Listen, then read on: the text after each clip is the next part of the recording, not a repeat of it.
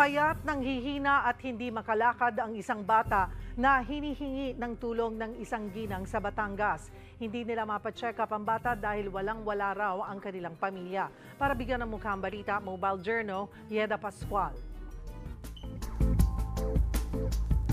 Dala ng kahirapan, kaya hindi madala sa ospital ng isang ina ang kanyang anak na may karamdaman.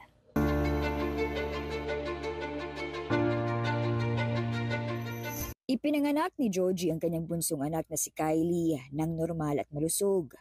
Pero pagtuntong daw nito ng 6 na buwan, unti-unti na siyang may napansing kakaiba sa pangangatawan ng anak.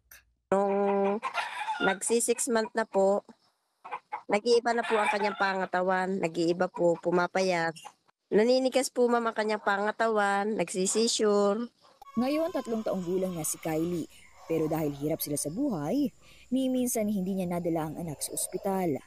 Palaging sa albularyo lang daw sila pumupunta, tuwing nagsisisure at pag may iniindang masakit si Kylie. Payat po siya ngayon ma'am. Medyo may lagnat po siya. Mahina po siyang kumain ma'am. Hindi po siya nakakalakad sa pulpo. Simula po nung aking isilang. Siya po umiiyak din po. Kaya lang po ang kanyang pag-iyak po ang kanyang naninigas po ang kanyang katawan pagka po siya umiiyak. Sa unang pagkakataon, dahil sa tulong ng isang concerned citizen, nadala na si Kylie sa isang ospital sa Lipa, Batangas. Dito na lamang ang bata, mayroon palang microcephaly at sakit sa puso. Pag sinabi kasi nating microcephaly, yung pangalang word na micro, ibig sabihin maliit. Yung sinabing cephaly, yung ulo.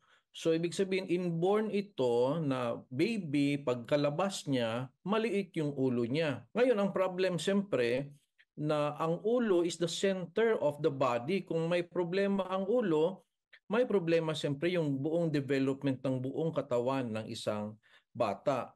Marahil ito raw ang dahilan kung bakit kahit 3 taong gulang na si Kylie ay hindi pa rin nakakalakad. Kwento ni Georgie, hindi na nasundan pa ang check-up ni Kylie noong Pebrero. Kapag may pera, nakakabili naman daw sila ng mga vitamins at maintenance. Yun nga lang, may mga araw daw na walang-wala. Inaalagaan ko na lang po ma'am ng mabuti ng ang kanya pong pangatawan maging ayos po. Kumbaga po alaga po sa kain, kumbaga po maya po. Sobrang hirap na hirap po ma'am.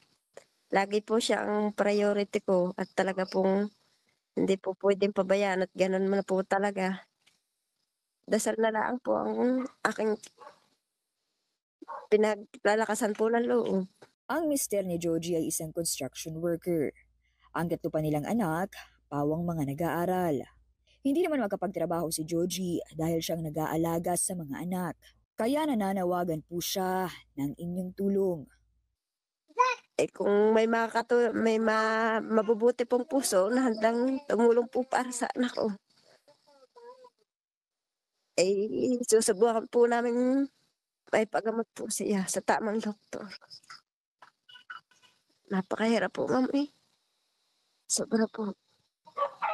Ako po si Mobile Journal Yeda Pascual na nagpapaalala na ang bawat may karamdaman ay kailangan din ng kalinga.